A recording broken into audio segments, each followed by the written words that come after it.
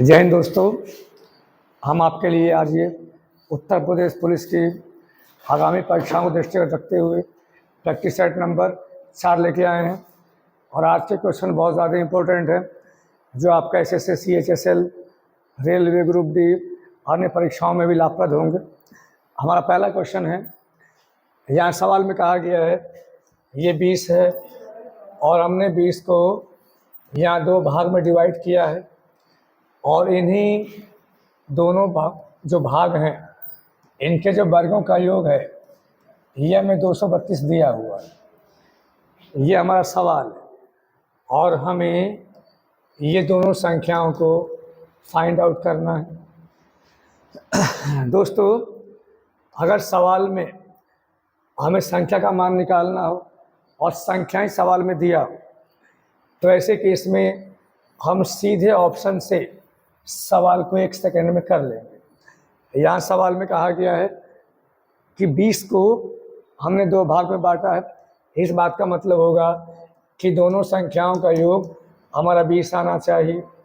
फिर कहा गया है इनके वर्गों का योग 232 आए, यानी कि a² प्लस b² की वैल्यू हमारी 232 आनी चाहिए।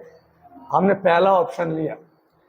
अगर पहला नंबर हमारा 6 है तो यहाँ 6 और 14 ये आ गया 20। हमारी पहली कंडीशन सेटिस्फाई हो गई। दूसरी कंडीशन क्या है, इनके वर्ग 6 का वर्ग 36 हो गया, 14 का वर्ग 196 हो गया, 6 6 12, 9 3 12 13, 1 और 1 2। दोस्तों, दोनों कंडीशन ऑप्शन नंबर 1 से सेटिस्फाई हो रही हैं और यही हमारा आंसर हो गया। हमने 10 सेकंड में क्वेश्चन का आंसर लगा लिया। अगर हम इस क्वेश्चन की डिटेल की बात करें तो हम इसको ऐसे कर सकते हैं। हमने 20 को 2 भाग में बांटा है। अगर हमारा पहला भाग A है तो हमारा दूसरा भाग होगा दोस्तों 20 माइनस A। अब यहाँ सवाल में कहा है दोनों के वर्गों का योग। हमने इसका वर्ग किया और फिर हमने इस नंबर का वर्ग किया और इनके वर्गों का योग यहाँ पे 232 है। अब यहाँ से द्विघात समीकरण बनेगी और यहाँ से भी वैल्यू का मान हम निकाल लेंगे। अगर मैं तीसरे तरीके की बात करूँ तो यहाँ पे 2 संख्याओं का योग हमें दिया है 20, ठीक, और यहाँ इनके जो वर्गों का योग है ये हमको दिया है 232। अगर मैं यहाँ पे इसका स्क्वायर करता हूँ तो a² प्लस b² और ये प्लस 2ab और यहाँ से 20 का वर्ग ये आ गया 400। अब a² प्लस b² की वैल्यू यहाँ सवाल में ये 232 दिया है और ये प्लस 2ab और बराबर 400। हम यहाँ से अगर 2ab की वैल्यू को निकालें, ये 232 जाएगा, यहाँ पर घटेगा। अब यहाँ 100 में 32 गया, ये आ गया 68, यहाँ 3 में 2 गया, बचा ये 2ab की वैल्यू दोस्तों ये आ गई 168। अगर मैं a² प्लस b² और ये माइनस 2ab की बात करता हूँ, ठीक, तो ये वैल्यू क्या बनेगी, ये वैल्यू बन गई हमारी a माइनस b का होल स्क्वायर। अब यहाँ से ये वैल्यू कितना है, ये 232 है। अब यही मैंने 168 माइनस किया, यहाँ 12 में 8 गया 4 और ये आपका कितना बचेगा, ये 12 में 8 गया 4, यहाँ 12 में 6 गया 6, ये आ गया 64। दोस्तों, ये वैल्यू a माइनस b का होल स्क्वायर 64 है, तो यहाँ से a माइनस b की वैल्यू कितनी आ गई, ये वैल्यू 8 आ गई। अब हमारे पास a प्लस b की वैल्यू ये 20 है, a माइनस b की वैल्यू 8 है। अब यहाँ से मैं बड़ी संख्या निकालूंगा ये, तो दोनों के योग का आधा करूँगा, 20 प्लस 8 और इसका आधा, ये वैल्यू आ गई 14। और मैं b का मान निकालूँ, इनके अंतर का आधा करूँगा, 20 माइनस 8, ये वैल्यू आ गई 12, 12 का आधा कितना आ गया 6, ये दोस्तों डिटेल से हमने 2 तरीके इसको सॉल्व करने के बताए हैं, और बाकी शॉर्ट में हम इसको 10 सेकंड में कर लेंगे। हम ऑप्शन देख लेंगे, दोनों का सम 20 आना चाहिए और इनके वर्गों का योग हमारा 232 आना चाहिए। जो हमारा पहला ऑप्शन सेटिस्फाई कर रहा है यही आंसर होगा। अगले क्वेश्चन पे आते हैं। यहाँ सवाल में कहा है 2 संख्याओं का योग हमारा 24 आना चाहिए और इनका गुणनफल 143 आना चाहिए। अगर 2 संख्याएं हमारी ए और बी हैं तो ए प्लस बी की वैल्यू 24 दिया गया है, और यहाँ पे दोस्तों ए बी की वैल्यू हमारे पास 143 दिया गया है।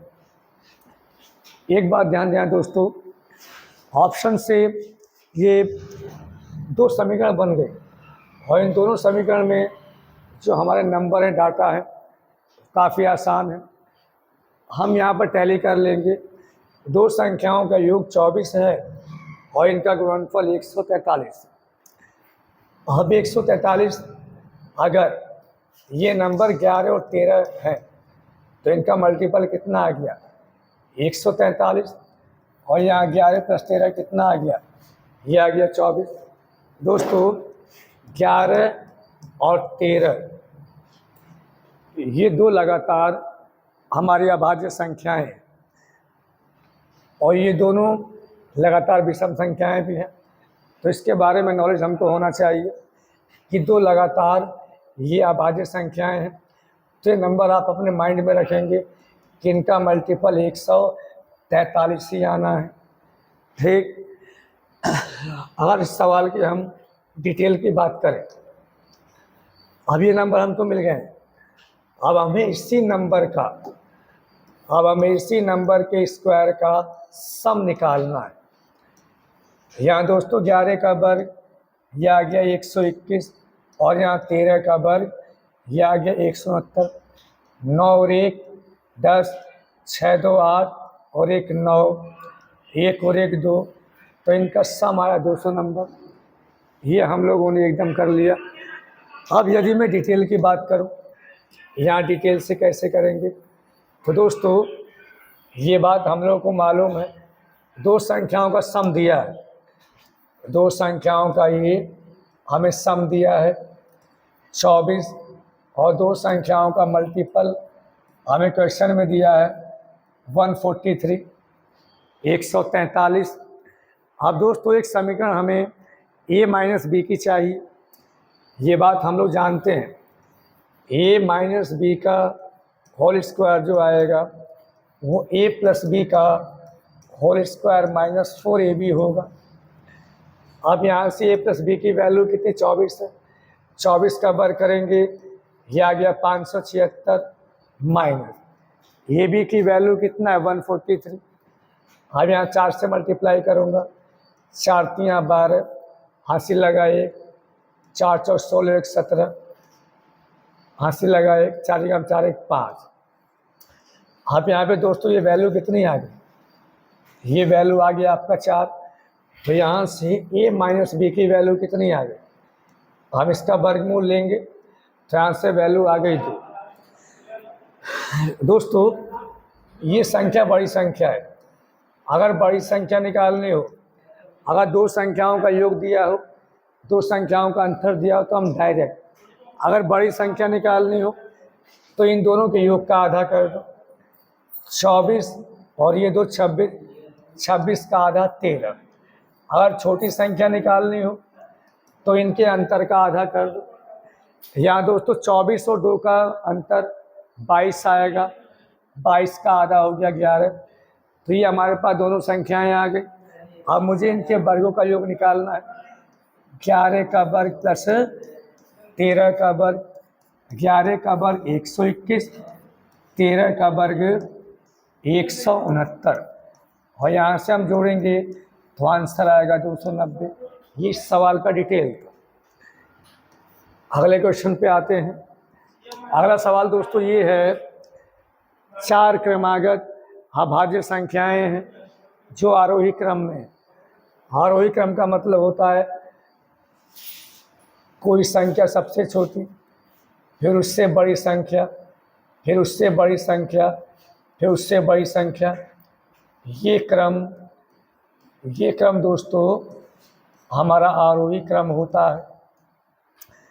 अब यहाँ पे 4 अभाज्य संख्याएं, अगर संख्याएं हमने ABCD मान लिया और ये हम लोगों ने ये आरोही क्रम में माना है, तो यहाँ पे सवाल में क्या कहा गया?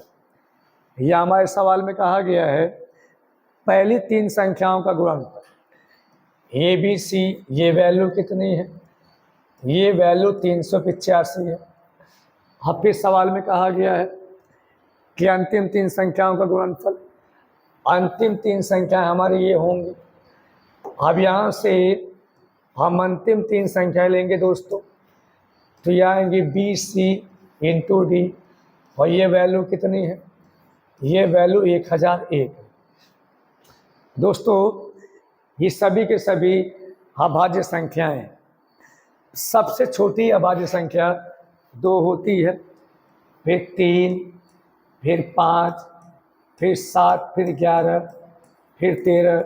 ये हमारी अभाज्य संख्याएं हैं। अभाज्य संख्याएं वो संख्याएं होती हैं जो या तो 1 से कटे या खुद से कटे। दूसरे शब्दों में अभाज्य संख्याओं के केवल 2 ही फैक्टर होते हैं। जैसे 2 है ये, अब इसका एक फैक्टर 1 होगा और दूसरा फैक्टर 2 होगा। ये आपका 3 है, अब इसका एक फैक्टर 1 होगा और दूसरा फैक्टर 3 होगा। दोस्तों अभाज्य संख्याएं केवल 2 ही फैक्टर होंगे, या तो 1 से कटेगी या वो खुद से कटेगी। यहाँ सवाल में शुरू की 3 अभाज्य संख्याओं का गुणनफल 385 है। अब ये लास्ट में 5 है, ये नंबर 5 से कटेगा। हमने यहाँ पे इससे फैक्टर करके देखे। अब हमने इसके फैक्टर करके देखे दोस्तों, तो यहाँ से 5 सत्ते 35, 5 सत्ते 35, 5 सत्ते 35। अब ये 7 से जाएगा 11 बार और फिर 11 से जाएगा 1 बार। तो दोस्तों ये इसके फैक्टर हो गए 5 गुणे 7 गुणे 11। इस सारी की सारी संख्याएं हमारी अभाज्य संख्याएं हैं। अब हमने यहाँ पर देखा, अब हमने इसके फैक्टर किए। दोस्तों जो इसके फैक्टर बनेंगे 11 9 99, 11 कम 11। अब ये कटेगा कितने? 13 से, और फिर ये 7 से। दोस्तों इसके फैक्टर बनेंगे यहाँ से 7 गुणे 11 गुणे 13। अब दोस्तों यहाँ पे हमें साफ दिखाई दे रहा है 2 संख्याएं B और C कॉमन है, और ये संख्याएं हमारी आरोही क्रम में है। आप यहाँ भी देखते हैं दोस्तों, तो आरोही क्रम में B और ये रहा C। तो यहाँ से दोस्तों B की वैल्यू हमने टैली किया तो आ गया 7। हमने C की वैल्यू को टैली किया तो ये आ गया 11। अब यहाँ से बचा A और यहाँ से बचा 5, तो A की वैल्यू 5 आ गई। अब यहाँ लास्ट में D बचा और यहाँ लास्ट में 13 बचा, तो D की वैल्यू दोस्तों 13 आ गई। अब इसमें हमें सबसे बड़ी संख्या निकालनी है। तो दोस्तों जो यहाँ पे सबसे बड़ी अभाज्य संख्या होगी वो हमारी यहाँ पे क्या होगी? वो हमारा यहाँ पे 13 होगा। यही दोस्तों आंसर हो गया। ये हमारा पहला तरीका हुआ। अब इसी सवाल को हम दूसरे तरीके से भी देख सकते हैं। यहाँ दोस्तों अब मेथड, अब यहाँ पे दूसरा तरीका, अब इस सवाल को अब ये दूसरे तरीके से भी देख सकते हैं। अब जैसे यहाँ पे शुरू की 3 संख्याओं का गुणनफल कितना है? 3 संख्याओं का गुणनफल 385 है। ये हमारी चार अभाज्य संख्याएं हैं। ये आरोही क्रम में है। अब इसमें प्रारंभिक 3 संख्याओं का गुणनफल 385 है, और यहाँ पे अंतिम 3 संख्याओं का जो गुणनफल है ये दोस्तों 1001 है। अब यहाँ दोस्तों एक बात ध्यान देना है, अब यहाँ भी BC और यहाँ भी BC दोनों में कॉमन है। संख्याओं में जो कॉमन पार्ट होता है, जो संख्याओं में बड़े से बड़ा कॉमन पार्ट होता है, वो हमारा होता है HCF। क्या होता है? वो HCF होता है। दोस्तों, यदि मैं इसके HCF की बात करूं, HCF का मतलब बड़े से बड़ा हमें यहाँ पे कॉमन फैक्टर लेना है। दोस्तों, 385 जो है ये 5 गुणे 7 गुणे 11 है, और ये आपका 1001 जो है ये आपका 7 गुणे 11 और गुणे 13 है। हमने अभी देखा, तो यहाँ से बड़े से बड़ा कॉमन क्या आएगा? बड़े से बड़ा नंबर कॉमन क्या आ गया? 7 गुणे 11, 11 यहाँ भी है, 7 गुणे 11 यहाँ भी है। तो यहाँ पे दोस्तों बड़े से बड़ा नंबर क्या आ गया? 7 गुणे 11। तो ये वैल्यू क्या आ गई? ये वैल्यू हमारे BC की वैल्यू आ गई, यहीं HCF की वैल्यू आ गई। अब दोस्तों हम यहाँ पर देखते हैं, तो BC की वैल्यू कितनी है? ये 7 गुणे 11 गुणे D, और ये इनका मल्टीपल कितना है? 1001 है। अब यहाँ से दोस्तों, अब हमने इसको 7 से काटा, 7 ही का ना 7, 7 चौक 28, 7 तिया 21, 11 से हमने काटा। जहाँ पे दोस्तों D की वैल्यू कितनी आ गई? 13 आ गई। और यही D क्या है? यही D हमारी बड़ी अभाज्य संख्या है। तो दोस्तों, इस तरीके से भी हम इस सवाल को कर सकते हैं। अगला सवाल देखते हैं। यहाँ सवाल में कहा गया है, किसी संख्या का 3/14 ज्ञात करने के लिए कहा गया, और गलती से हमने 3/4 निकाल लिया। अब इससे जो उसका सही उत्तर से 150 अधिक आता है। अब यहाँ पे संख्या निकालें। दोस्तों, हमें ये नहीं पता संख्या क्या है।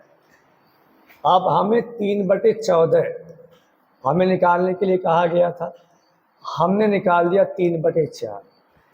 यहाँ दोस्तों एक बात ध्यान देने वाली है, जो हमें संख्या माननी है, जो हमें संख्या माननी है वो संख्या 14 और 4 का हमें एलसीएम मानना है। अब इसका एलसीएम कितना होगा? एलसीएम 28 होगा। तो दोस्तों, हमें जो संख्या माननी है, हमें संख्या माननी है 28। कोई भी वैल्यू यदि भिन्न में, अगर वैल्यू भिन्न में है, हमारी कैलकुलेशन भिन्न में आ रही है, तो उस कैलकुलेशन को आसान करने के लिए अंश बटे हर, जो हर की वैल्यू होती है, हम उसी का एलसीएम लेते हैं।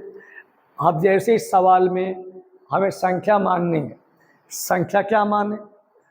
प्रश्न ये है, संख्या क्या माने? तो दोस्तों, हमें जो संख्या माननी है वो संख्या हर का लघुत्तम माननी है। तो 14 और 4 का लघुत्तम 28 आ गया, ये हमारी संख्या हो गई। अब यहाँ सवाल में कहा गया है, हमें इसी संख्या का हमें निकालना है 3/14, और हमने इसी संख्या का 3/4 निकाला है। दोस्तों, जब हमने संख्या का 3/4 निकाला है, तो ये वैल्यू इससे 150 अधिक है। अब 150 अधिक का मतलब होगा इन दोनों का डिफरेंस हमारा किसके बराबर है? इन दोनों का डिफरेंस हमारा 150 के बराबर। संख्या हमारी 28 हो गई। अब इसी संख्या का 3/4 निकालने के लिए कहा गया था, हमने इसी संख्या का 3/14 निकालने के लिए कहा था, हमने इसी संख्या का 3/4 निकाल दिया। जब इसी संख्या का हमने यहाँ पर 3/4 निकाला है, तो ये जो वैल्यू है पहले वाली वैल्यू से 150 अधिक है। अधिक का मतलब इन दोनों वैल्यू का अंतर हमारा 150 आना चाहिए। तो दोस्तों, अब यहाँ से ये वैल्यू कितनी आ गई? ये वैल्यू आ गई 6, और दोस्तों ये वैल्यू कितनी आ गई? ये वैल्यू आ गई 21। अब इन दोनों का अंतर कितना है? तो दोस्तों, इन दोनों का अंतर 15 है। अब इसी 15 की वैल्यू हमारी 150 है। तो यहाँ से दोस्तों 1 की वैल्यू कितनी आ गई? यहाँ से 1 की वैल्यू 10 आ गई। हमारी संख्या क्या है? हमारी संख्या 28 है। अगर 1 की वैल्यू 10 है तो 28 की वैल्यू दोस्तों 280 आ गई और यही हमारा आंसर आ गया। अब अगले क्वेश्चन पर आते हैं। अगला प्रश्न ये है, यहाँ दोस्तों ये भी सेम क्वेश्चन है। किसी संख्या का हमें 7/6 से गुणा करने के लिए कहा गया, परंतु हमने 7/6 से हमने भाग दे दिया। यहाँ दोस्तों और ये कोई नंबर है दोस्तों, और ये कोई नंबर है। अगर हमें इसमें 7/6 से गुणा करने के लिए कहा गया, अब इसी नंबर में अगर हमने 7/6 से भाग दे दिया तो 6 पहुँच गया ऊपर, तो इस बात का मतलब ये निकला कि अब इसी नंबर में हम 6/7 से गुणा भी कर सकते हैं। 7/6 से भाग देने का मतलब 6/7 से यहाँ पे गुणा हो गया। बात समझ गए होंगे दोस्तों। एक संख्या में हमें 7/6 से गुणा करने के लिए कहा गया और इसी संख्या में अगर मैं 7/6 से भाग दे दूँ 6 पहुँच जाएगा ऊपर, तो इस बात का मतलब ये होगा कि इसी संख्या में हम 6/7 से गुणा कर रहे हैं। पहले हम 7/6 से गुणा कर रहे थे, अब भाग हमने दिया तो यहाँ पे 6/7 से गुणा हो गई। तो पिछला वाला सेम क्वेश्चन बन गया। तो हम ये बात समझ गए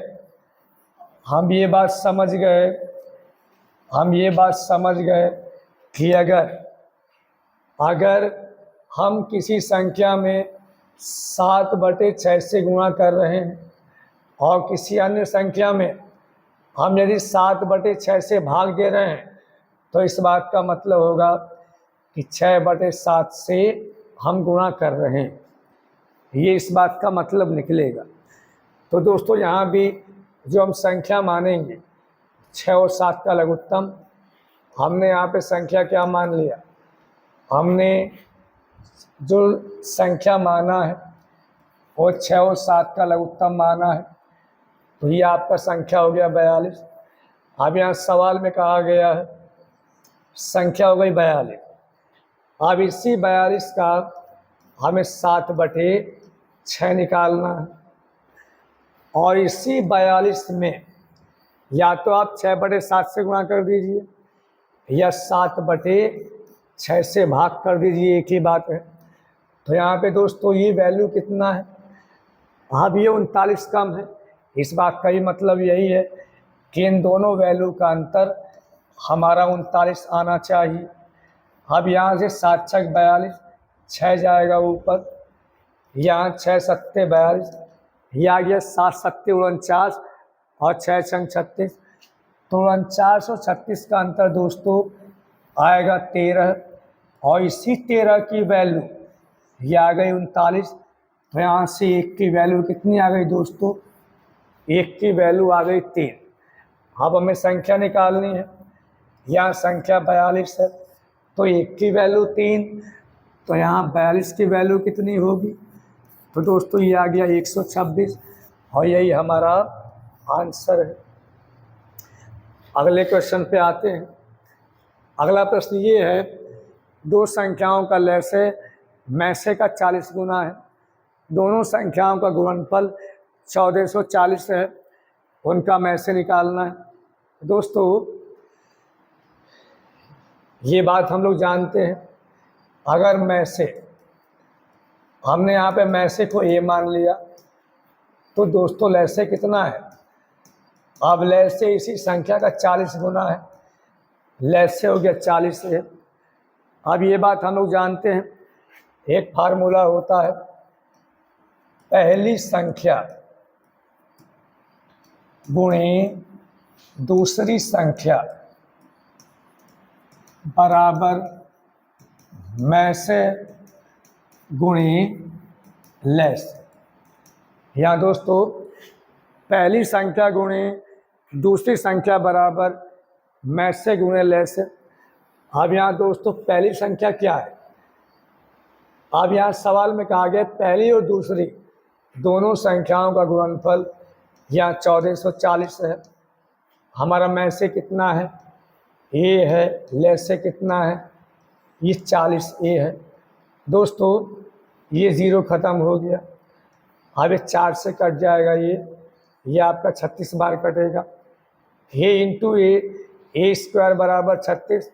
तो यहाँ पे दोस्तों ए की वैल्यू कितनी आ गई, यहाँ पे ए की वैल्यू आपका ये 6 आ गया, यानी कि में से कितना आ गया, ये हमने क्या माना है, में से माना है। तो दोस्तों यहाँ से में से की वैल्यू कितनी आ गई, में से की वैल्यू 6 आ गई, और यही हमारा उत्तर है। अब अगले प्रश्न पर आते हैं दोस्तों। यहाँ सवाल में कहा गया है दो संख्याओं का में से और ले से क्रम से 29 और 435 है। एक संख्या 145 है, हमें दूसरी निकालनी है। दोस्तों सेम फार्मूला अप्लाई करेंगे। यहाँ दोस्तों पहली संख्या गुणे दूसरी संख्या, मैंने ए मान लिया, बराबर में से गुणे ले से। यहाँ दोस्तों 29 पंजी 145, और यहाँ 5 से 5 अट्ठे 40, 5 सत्ते 35। तो यहाँ पे जो हमारी दूसरी संख्या है, हमारी दूसरी संख्या की वैल्यू ये 87 आ गई, और यही हमारा आंसर है। अब अगले क्वेश्चन पर आते हैं दोस्तों। अगला क्वेश्चन ये है, दो संख्याएं 3:5 के अनुपात में हैं। यदि दोनों संख्याओं में हम 6 जोड़ दें तो ये अनुपात हमारा 2:3 हो जाता है। संख्याएं कितनी हैं? यहाँ दोस्तों ये संख्याएं 3:5 के अनुपात में है। ठीक, दोनों में 6 जोड़ दिया, यह अनुपात कितना बन गया, यह अनुपात बन गया 2:3। अब दोस्तों यहाँ भी 6 जोड़ा है हमने इसमें, और यहाँ भी 6 जोड़ा है। अब हमने यहाँ पर देखा कि दोनों वैल्यू में हमने यहाँ भी 6 जोड़ा है और हमने यहाँ भी 6 जोड़ा है। अब ये एक समान वैल्यू जोड़ी गई है, तो इन दोनों का अंतर भी एक समान होना चाहिए। अब यहाँ 3 और 2 का अंतर 1 है, और यहाँ 5 और 3 का अंतर 6 है। अगर मैं यहाँ से देखूँ तो 1 की वैल्यू 6 मिल रही है, और यहाँ पे 2 की वैल्यू 6 मिल रही है, जो कि सही नहीं है। तो हमें इन दोनों के अंतर को बराबर करना है। अब इन दोनों के अंतर को बराबर करने का तरीका क्या है, हमने इन दोनों का डिफरेंस किया। अब हमने देखा कि इन दोनों का अंतर कितना है, इन दोनों का अंतर 2 है और इन दोनों का अंतर 1 है। तो इन दोनों के अंतर से मैंने यहाँ गुणा किया, और इन दोनों के अंतर से मैंने यहाँ गुणा किया। ये वैल्यू कितना बन गया, ये वैल्यू बना 3:5, ये वैल्यू बना 4:6। अब दोस्तों यहाँ से यहाँ तक भी 1 का अंतर, और यहाँ से यहाँ तक भी 1 का अंतर, और यहाँ से यहाँ भी 6 जोड़ा है, यहाँ भी 6 जोड़ा है। तो हम ये बात कह सकते हैं कि 1 की वैल्यू कितनी आ गई, 6 आ गई। अब दोस्तों हमें संख्याएं निकालनी है। हमारी संख्याएं 3:5 में है। जब 1 की वैल्यू 6 है तो यहाँ पे 3 की वैल्यू 18 हो गई, और 5 की वैल्यू 30 हो गई। ये दोस्तों हमारा आंसर आ गया। अब अगले क्वेश्चन पर आते हैं। अगला क्वेश्चन ये है, दो संख्याओं का अनुपात 5:4 है, दोनों का योग 180 है। दोस्तों बहुत ईजी क्वेश्चन है। ये हमारी पहली संख्या है और ये दूसरी संख्या है, इनका योग दिया है। यहाँ से हम देखें तो यहाँ से योग की वैल्यू कितना आ गया, 9 आ गया, और ये वास्तव में कितना है, ये 180 है। तो यहाँ से 1 की वैल्यू कितनी आ गई, यहाँ से 1 की वैल्यू 20 आ गई। अब दोस्तों हमें छोटी संख्या निकालनी है। इन दोनों में छोटी वैल्यू 4 है और 1 की वैल्यू 20 है, तो यहाँ पे 4 की वैल्यू हमारी 80 हो गई।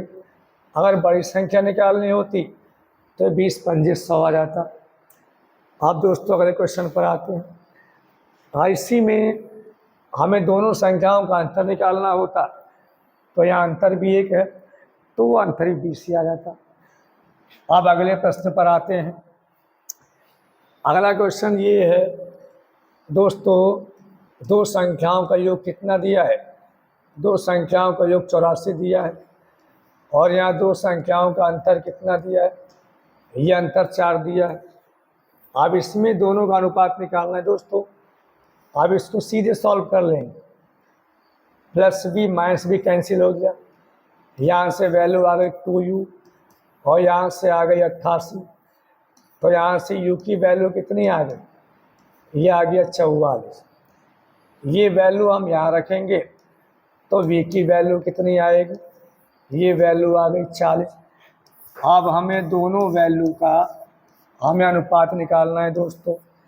44 अनुपात 40, यहाँ से 4 से 11 बार और ये 4 से 10 बार, तो 11 अनुपात 10 हमारा आ जाएगा आंसर दोस्तों। अब इस सवाल को हम लोग डायरेक्ट भी कर सकते हैं। अगर दो संख्याओं का योग दिया हो और दो संख्याओं का अंतर दिया हो, जो बड़ी संख्या होती दोस्तों, यहाँ u बड़ा है क्योंकि u में से v घटा है, तो u बड़ा हो गया। जो बड़ी संख्या आएगी वो इनके दोनों के योग के योग, इन दोनों का योग और इन दोनों का अंतर, हम इन दोनों को जोड़ के आधा कर देंगे। 84 4 88 का आधा, ये आ गई 44। और जो छोटी संख्या होगी वो अंतर का आधा कर देंगे। 84 और 4 का अंतर 80 और 80 का आधा हो गया 40, तो डायरेक्ट हमारी संख्याएं प्राप्त हो जाएंगी और सीधे हम आंसर निकाल लें। तो दोस्तों u अनुपात v की वैल्यू 11 अनुपात 10 आ चुकी है। अब अगले प्रश्न पर आते हैं। यहाँ दोस्तों सवाल में कहा है कि पिता और पुत्र की जो वर्तमान आयु है वो 46 वर्ष है, और यहाँ 5 वर्ष पहले पिता की आयु पुत्र की आयु का 11 गुना था। 5 वर्ष बाद पुत्र की आयु क्या होगी? दोस्तों अगर बिल्कुल बेसिक से करें, हमने यहाँ पे पुत्र की आयु मान ली। यहाँ जो पुत्र की वर्तमान आयु है, यहाँ जो पुत्र की वर्तमान आयु, ये हमने x मान लिया। दोनों की आयु कितना है? 46 है। दोनों की आयु में अगर हमने पुत्र की आयु को हमने माइनस किया तो ये आयु किसकी आ गई? ये आयु पिता की आयु आ गई। अब यहाँ सवाल में कहा है 5 वर्ष पहले, तो समय सबके लिए बराबर काम करता है। हमने पिता में भी 5 कम किया, हमने पुत्र में भी 5 कम किया। अब ये जो पिता हैं ये इसी पुत्र का कितने गुने हैं? 11 गुना है। अब यहाँ 46 में से 5 गया, ये वैल्यू आ गई 41 माइनस x बराबर 11x और माइनस का 55। दोस्तों ये माइनस का x यहाँ गया, ये वैल्यू आ गई 12x माइनस 55 इधर जाके जुड़ेगा। 5 और 1 6, 5 4 9, तो यहाँ पे दोस्तों x की वैल्यू कितनी आ गई? 8 आ गई। यानी पुत्र की वर्तमान आयु कितनी आ गई? 8 आ गई। यदि 5 वर्ष बाद, यदि 5 वर्ष बाद की बात करें, 5 वर्ष बाद पुत्र की आयु कितनी होगी? वर्तमान आयु 8 वर्ष है, 5 वर्ष बाद 8 5 13 वर्ष आएगी। ये हमारा आंसर हो गया दोस्तों। अब दोस्तों इसी क्वेश्चन को हम एक अलग मेथड से भी करेंगे, रेशियो मेथड से। दोस्तों अब यहाँ सवाल में क्या कहा गया है? यहाँ सवाल में हमें अनुपात किसका दिया है? हमें अनुपात दिया है 5 साल पहले का। तो दोस्तों 5 वर्ष पूर्व, यदि मैं 5 वर्ष पूर्व की बात करूं पिता पुत्र का कितना है, पिता जो है पुत्र का 11 गुना है। अगर पुत्र 1 है तो यहाँ पिता कितना है, 11 है। दोस्तों हमें क्या दिया है, हमें वर्तमान आयु का योग दिया है। ये जो आयु है ये आयु 5 वर्ष पहले का है, ये अनुपात जो है 5 वर्ष पहले का है। तो दोस्तों हम इसी वर्तमान आयु के योग को हम 5 साल पहले के योग में हम परिवर्तित कर लेंगे। अब यहाँ पे दोस्तों 5 वर्ष पहले में योग की बात करें तो 11 और 1 12 हो गया। अब दोस्तों यहाँ समझने की बात ये है कि वर्तमान योग 46 है, तो 5 वर्ष पहले पिता भी 5 कम हो गया और पुत्र भी 5 कम हो गया। 5 वर्ष पहले के लिए मैंने ये 10 कम कर लिया। तो दोस्तों 12 की वैल्यू कितनी आ गई, 36 आ गई। तो यहाँ से 1 की वैल्यू 3 आ गई। अब हमें पुत्र की वैल्यू चाहिए। अब यहाँ दोस्तों अब 1 की वैल्यू 3 आ गई। ये जो पुत्र की आयु है 5 वर्ष पहले की आयु है। यहाँ दोस्तों 5 वर्ष पहले पुत्र कितने का है, 3 का है। तो वर्तमान में कितने का होगा, हम यहाँ 5 जोड़ देंगे, 8 वर्ष का हो जाएगा। और यहाँ से 5 वर्ष बाद कितने का होगा, 5 वर्ष बाद होगा 8 5 13 वर्ष का। ये सब लिखने की कोई आवश्यकता नहीं है, केवल एक लाइन में हमारा सवाल सॉल्व हो रहा है। ये मैंने समझाने के लिए लिख दिया है। अब अगले क्वेश्चन पे आते हैं दोस्तों। अगला क्वेश्चन ये है, एक आदमी की उम्र अपने लड़की की उम्र से 24 साल अधिक है। 2 वर्षों में उसकी उम्र लड़के की उम्र से दोगुनी हो जाएगी। दोस्तों आज इसको भी हम रेशियो मेथड से कर लेंगे। यहाँ सवाल में क्या कहा गया, 2 वर्षों में का मतलब होता है 2 वर्ष बाद। तो यहाँ दोस्तों हम जो अनुपात बनाएंगे वो अनुपात 2 वर्ष बाद में बनाएंगे। आप 2 वर्ष बाद में पिता अनुपात पुत्र, हमने अनुपात बना लिया। यदि पुत्र 1 है तो पिता डबल हो गया, 2 गुना, पिता हो गया 2। अब दोस्तों जो दोनों की उम्र है, यहाँ सवाल में साफ कहा है एक आदमी की उम्र अपने लड़के से 24 वर्ष अधिक। यहाँ दोस्तों एक बात ध्यान देना, कोई व्यक्ति यदि किसी से बड़ा है तो हमेशा बड़ा रहेगा। अगर कोई व्यक्ति किसी से 10 वर्ष बड़ा है तो आज से 5 साल पहले भी वो 10 वर्ष बड़ा था और आज से 5 वर्ष बाद भी वो 10 वर्ष बड़ा रहेगा। अगर हमारे पिताजी हमसे 30 साल बड़े हैं तो लाइफ टाइम वो हमसे 30 साल बड़े ही रहेंगे। तो दोस्तों अगर सवाल में कहा है कि आदमी लड़के से 24 साल बड़ा है तो हमेशा 24 साल बड़ा रहेगा, 2 वर्ष बाद भी 24 साल बड़ा रहेगा। तो यहाँ पिता पुत्र से कितना बड़ा है, यही किसके बराबर है, 24 के बराबर है। तो दोस्तों लड़के की उम्र कितनी आ गई, 24 वर्ष। ये उम्र कब की है, ये उम्र 2 वर्ष बाद की है। ये उम्र कब की है, ये उम्र 2 वर्ष बाद की है। और दोस्तों हमें निकालना है पुत्र की वर्तमान आयु। तो दोस्तों वर्तमान आयु के लिए 2 वर्ष बाद की आयु में हम 2 कम कर लेंगे। तो दोस्तों पुत्र की आ गई वर्तमान आयु। ठीक, अब आप यहाँ पे टैली भी कर सकते हैं, यहाँ पे आप टैली भी कर सकते हैं। अगर वर्तमान में अगर पुत्र 22 का है दो साल बाद पुत्र हो गया 24 साल का, और पिता कितने हो गए? पिता हो गए 24 दूनी के 48 साल के। अब यहाँ पे आप देख सकते हैं, यहाँ भी पिता पुत्र से कितना ज़्यादा है, 24 साल ज़्यादा है, जो कि सवाल में कहा गया। तो इस तरीके से दोस्तों पुत्र की आयु 22 वर्ष आ जाती है।